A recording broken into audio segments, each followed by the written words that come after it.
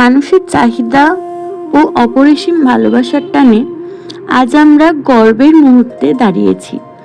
Asansol sub ডিভিশনের সহজ প্রাণ থেকে শুরু করে আজ আমাদের এনজিওর পথ চলা পৌঁছেছে বীরভূম জেলার সাঁইথিয়া অঞ্চলের উর্বর মাটিতে।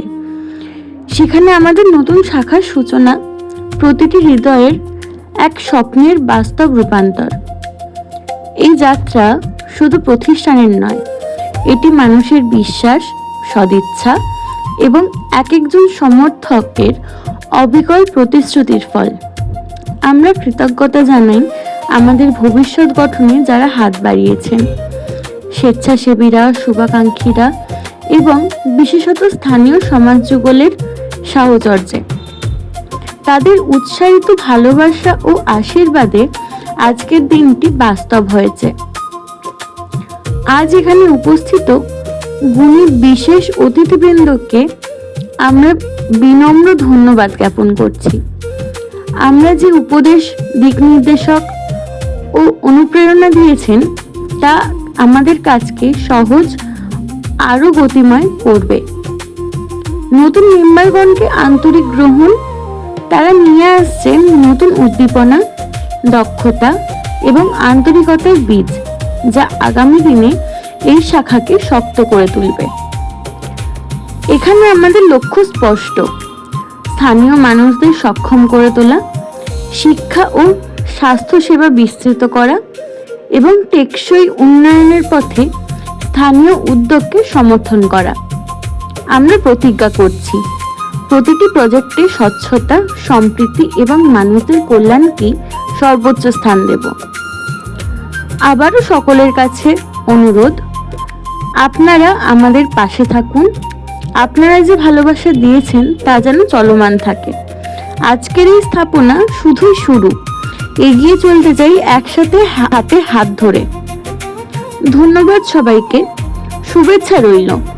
চলুন একসাথে নতুন অধ্যায় লিখি।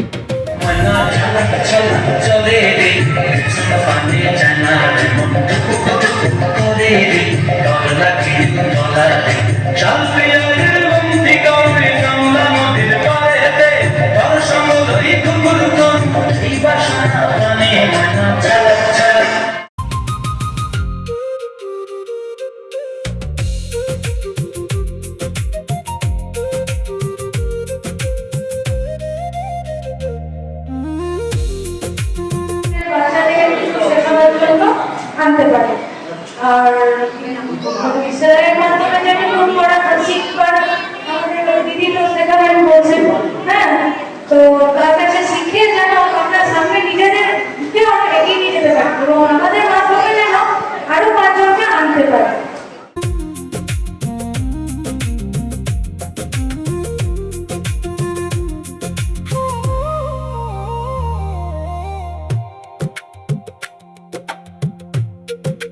আমার এনজিও সংস্থাটা খুবই ভালো লাগলো। এই যে ওরা বিনা পারিশ্রমিকে আমাদের থেকে এসে যে একটা অনুষ্ঠান করলো, তাতে আমি খুবই খুশি, খুবই আনন্দিত। এই যে সবাই এসে যে একটা সংস্থা তৈরি হলো এনজিও, তাতে খুবই আনন্দ পেলাম। যেন এই সমাজ থেকে যেন এই সেরাইগুলো শিখে যেন আরো 5টা মা বোনদের নিয়ে এসে যেন আরো উন্নতি হওয়ার অর্থ তারা ঘরে বসে যে শিখে যে মানে অর্থ উপার্জন হয়, সেই সংস্থাটাও ভালো। তার সংস্থার সুবিধা হবে।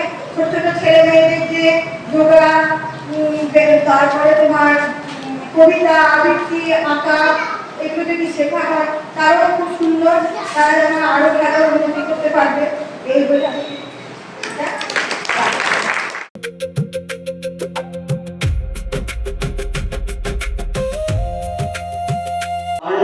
এনজিও কর্তৃক আজকের যে অনুষ্ঠান, এই অনুষ্ঠানের যারা কর্ণধার তারা বক্তব্য রেখেছেন এবং এখানকার স্থানীয় যারা জনসাধারণ, বাচ্চারা, তাদের অভিভাবকরা, অভিভাবিকারা তারাও সেই বক্তব্য শুনেছে। আগামী দিনে এই বাচ্চাদের এবং অভিভাবিকা বা অভিভাবকদের নিয়ে আরো বড় করে যদি কোনো কর্মসূচি নেওয়া যায়, বা যেটাকে সর্বোচ্চ করা যায় সেটা ভালো হয়। কারণ বর্তমানে যে অবস্থা তাতে সবাই টিভিমুখী হয়ে গেছে এবং টিভিমুখী হওয়ার ফলে সব ঘরেই বসে থাকে, টিভি দেখে থাকে, কখন কি অনুষ্ঠান হবে সেই অনুষ্ঠানে বসে থাকে। যাই হোক, সেটা থেকে বিরত দিয়ে এই যে বিভিন্ন রকম কর্মসূচির মধ্য দিয়ে এই যে উদযাপিত হচ্ছে এইগুলো আকর্ষিত হবে এবং এগুলো আগামী দিনে আরো বেশি বেশি করে উদযাপন হবে। এই অনুষ্ঠানে টিভি কামনা করে আমি আমার সংক্ষিপ্ত বক্তব্য এখানে শেষ করলাম। নমস্কার, জয় হিন্দ। গৌতম সরকারকে অনুরোধ করবো মঞ্চে আসার জন্য। শ্রী গৌতম সরকার প্লিজ আপনি আসন গ্রহণ করুন।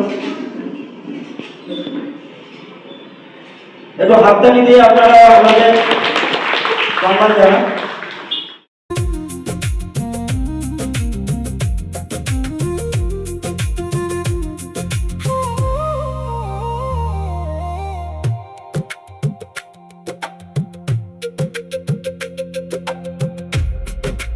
অসংখ্য ধন্যবাদ দেব সোমা দত্তকে। সোমা দত্ত আমাদের এনজিওর মেম্বার। আমি ওকে বলেছিলাম যে তোমাদের ওখানে যদি একটা ব্রাঞ্চ, একটা শাখা যদি তোমরা করতে পারো।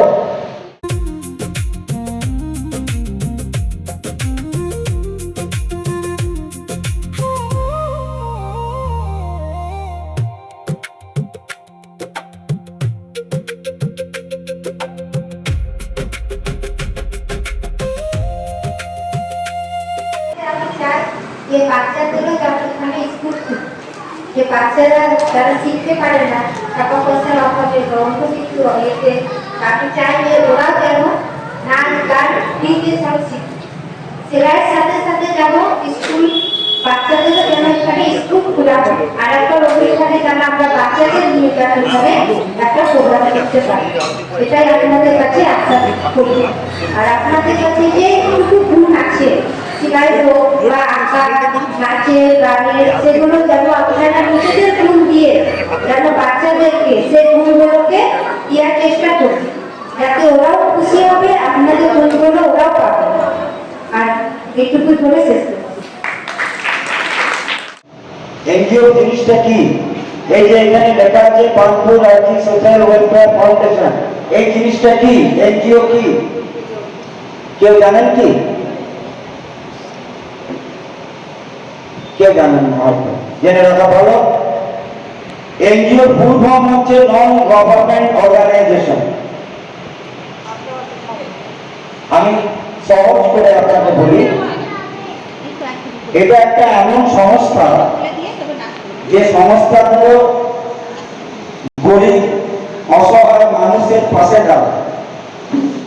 আর্থিক সোশ্যাল ওয়েলফেয়ার ফাউন্ডেশনের মাধ্যমে আপনাদের সঙ্গে একটা সম্পর্ক তৈরি হয়ে গেল। এই সম্পর্ক আশা করছি চিরকাল টিকে থাকবে। এই আশা সম্পর্কিত সঙ্গে একটা গান, ছোট্ট একটা গানের মাধ্যমে আপনাদের সঙ্গে আমাদের পরিচয় হবে। যদি ভালো লাগে গানটা তাহলে অবশ্যই হাততালি দিয়ে স্বাগত জানাবেন। কাছে